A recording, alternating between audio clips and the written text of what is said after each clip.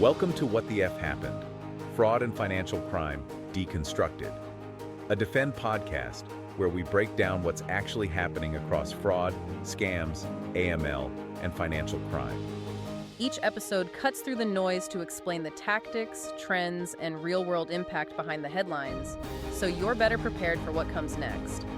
Let's get into it. So, imagine you are a bouncer at a really busy nightclub.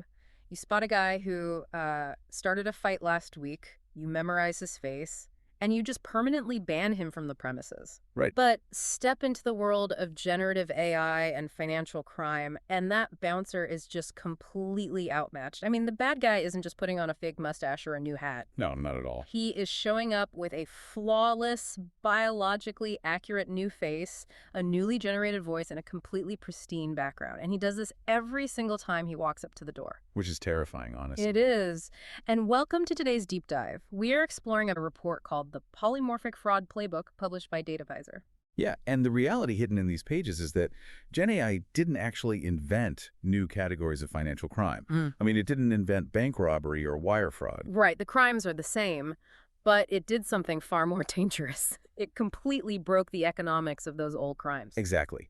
We are so used to catching bad actors because they reuse things. They reuse the same fake IDs, the same scripts, the same IP addresses. Because fakes used to be expensive to make.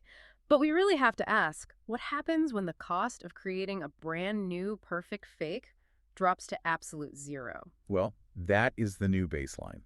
And to be clear to you listening, we are not discussing some theoretical whiteboard problem that might happen in 5 years. This is active in the wild today. Which is why this playbook is so important. It's designed to equip you to understand and actively defend against attacks that literally never look the same twice. But before we can even begin to formulate a defense, we kind of have to look at the architecture of traditional security and understand why it's currently failing, and failing so quietly. Yeah, let's unpack that. It really comes down to the death of repetition. For 20 years, nearly every fraud control deployed in production, your blocklists, your signature matching, Reputation scoring, all of it. right, all of it relied on the assumption that producing a convincing attack variation was expensive. Yeah, if a fraudster spent significant time and money to create a really good forged passport template, they were going to squeeze every single dollar out of it by using it hundreds of times.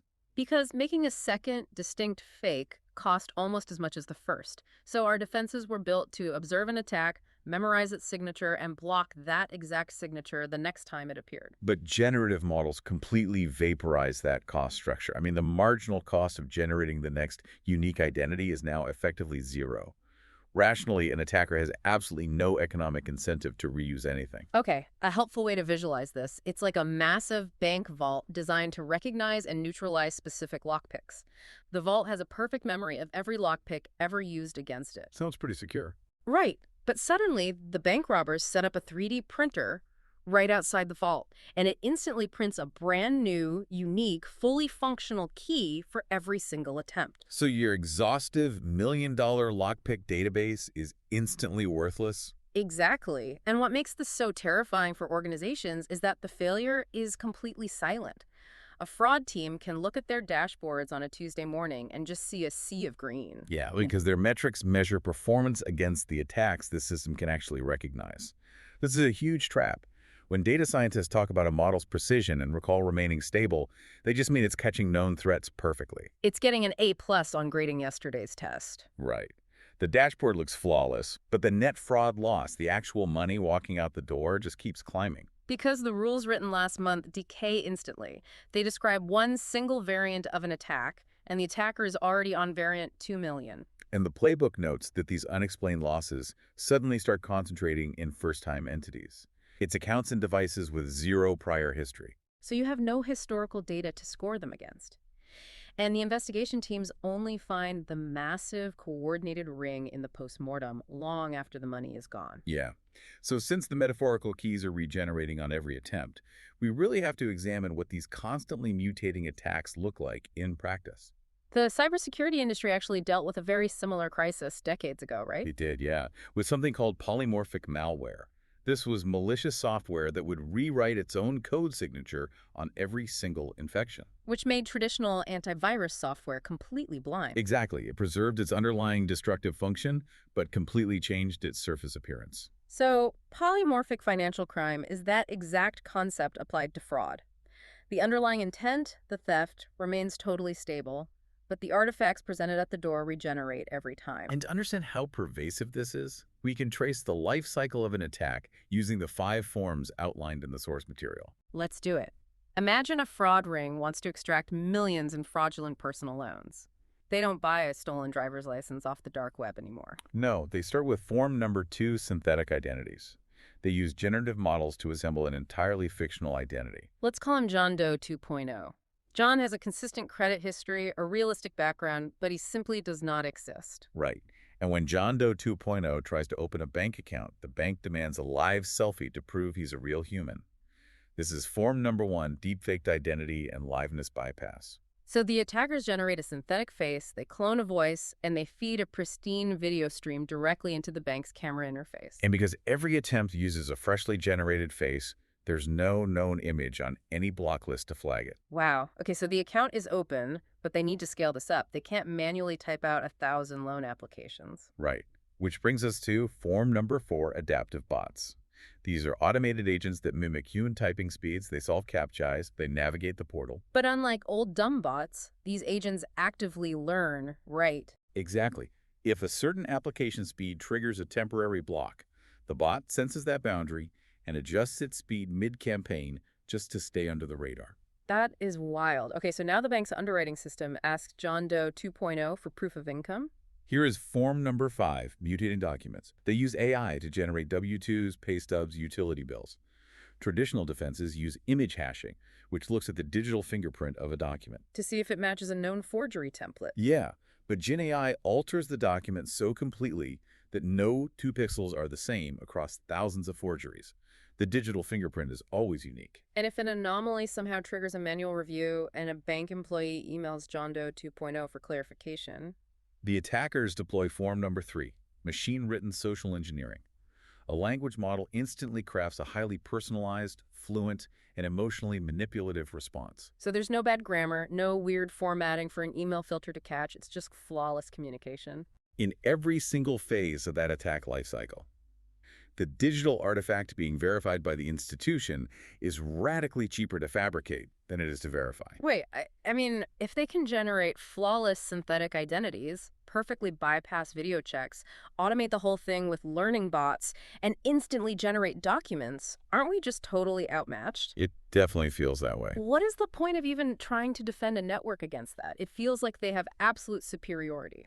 Well, what's fascinating here is they do have superiority, but only if you look at the artifacts. Attackers actually have a massive structural blind spot. Really? What is it? Generating a million fake faces is practically free, Mm-hmm. but the underlying infrastructure required to monetize those faces is incredibly expensive. Oh, you mean like the payout paths and the coordination? Exactly. The coordinated movement of money across thousands of dummy accounts, the specialized network infrastructure they use to hide their location. If they randomized all of that and acted completely independently on every synthetic account, they'd lose the economies of scale that make the fraud profitable. Ah, I see.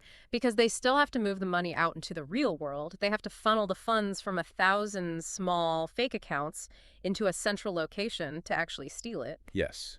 The economic intent and the coordination are highly stable. You can detect the financial logic of the attack. But to exploit that blind spot, we first have to admit why our current multi-million-dollar security stacks are actively missing that coordination. Right. The playbook identifies 3 major structural blind spots in our current tech. The first one is a concept called label lag. Let's talk about that. Supervised machine learning powers most fraud detection today, right? Yeah, and it's essentially just a matching engine. It requires human beings to provide labeled examples of fraud so it can learn the pattern. You have to explicitly tell the computer, hey, this specific transaction was fraudulent. But the problem is, you generally don't get that confirmation until a customer disputes a charge or a loan defaults 60 days later. Exactly. So by the time that label finally makes its way back into the system and you train the model on it, the attacker retired that specific polymorphic pattern 2 months ago. The model is highly accurate, but it's answering a question about the past. like predicting yesterday's weather perfectly. That's a great way to put it. Now, the second fatal mechanism is feature dependence. Security models are built on analyzing features, asking questions about the data. Like asking, is this IP address reputable? Or has this email been seen on a blacklist? Right. But when the attacker uses a proxy network to rotate clean IP addresses every 2 seconds and generates infinite new emails, those features instantly degrade to zero information. And the scary part is the model doesn't crash or throw a warning. It just keeps running, processing the clean IP address and confidently telling the system that everything is totally fine. Which feeds directly into the third and probably most critical blind spot per channel silos. This is how large organizations are structured, and it is exactly how attackers slip through. Here is where it gets really interesting, because we are essentially wearing horse blinders.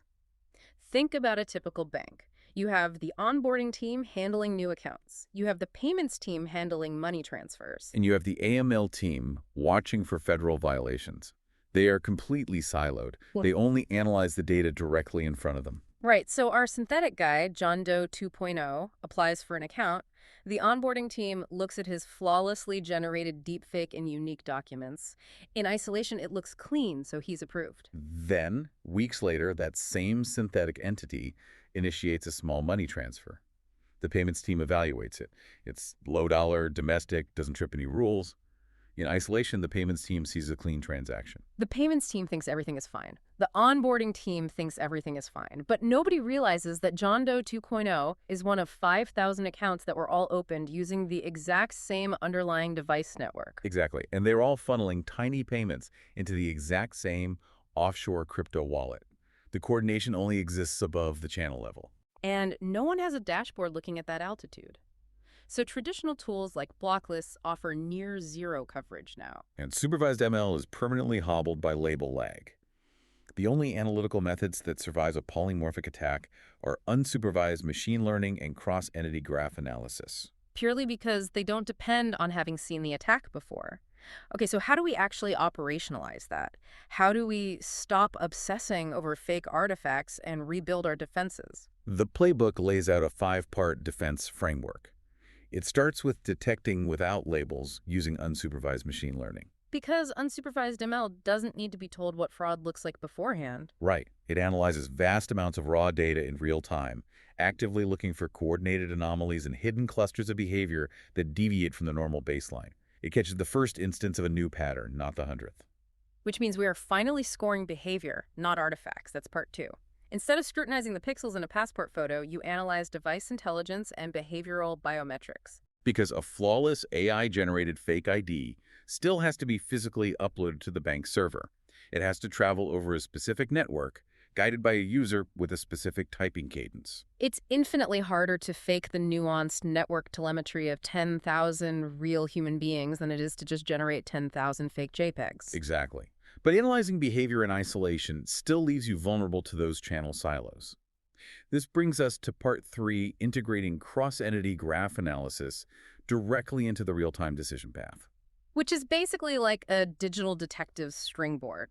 It evaluates the complex web of relationships between John Doe, his device, the IP address he shares with 50 other dormant accounts, and where the money ends up. And you have to map these connections across onboarding, payments, and AML simultaneously. And this all has to happen incredibly fast, right?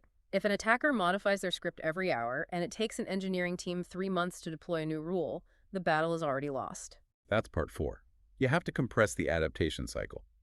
The playbook suggests leveraging conversational AI agents that allow an analyst to spot a new cluster, ask the system to write a complex rule in plain English, and deploy it in minutes. Wow, minutes rather than months. And part 5 is automating volume. Machine speed attacks create machine scale alerts. You can't just hire 100 more humans to stare at 1 million new alerts. You have to automate the initial triage so that preserves human judgment for the really complex edge cases. So what does this all mean for the sequence? Should a company just pick one of these to start with? No, sequence is actually critical here. Parts 1 and 2, the unsupervised detection and behavioral scoring, give you the ability to survive novelty.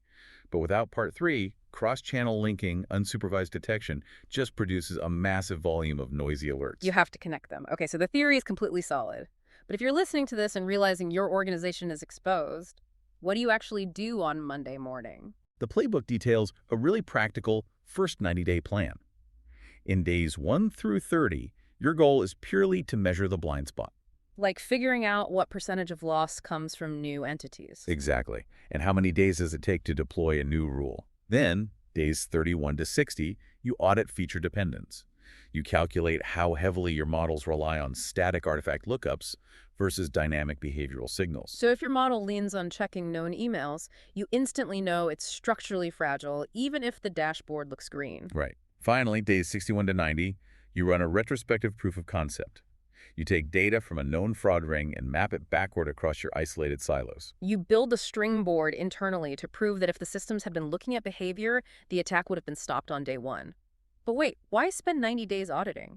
If the threat is this severe, shouldn't organizations just buy new software immediately? Well, if we connect this to the bigger picture, you have to acknowledge corporate reality. You can't just walk into a risk committee meeting and demand a massive budget overhaul because Gen AI is scary. To your point. You need a defensible business case. This 90-day sequence front-loads the cheapest work, requires no new tech to start, and builds a case using the company's own data. Rather than just citing scary industry statistics. And DataVisor does have some serious proof points in production, right? They really do. Their unsupervised ML increases detection coverage by up to 92% against novel attacks. They analyze over 30 billion events daily, taking less than 100 milliseconds to decide at 15,000 queries per second. 100 milliseconds. That speed is the only structural way to fight back against bots, and the operational impact is massive. TaskRabbit reported a 60x increase in operational efficiency after deploying this. And NASA Federal Credit Union noted that the conversational AI agent transformed their workflow from taking hours down to mere seconds. They are deploying rules in 5 minutes. It represents a total paradigm shift. So, bringing everything back to you listening, the era of verifying what someone presents at the digital door is just permanently over. Yeah, it's gone. The synthetic identities, the cloned voices, the deepfakes, they are going to be flawless, and they will cost the attacker absolutely nothing to generate.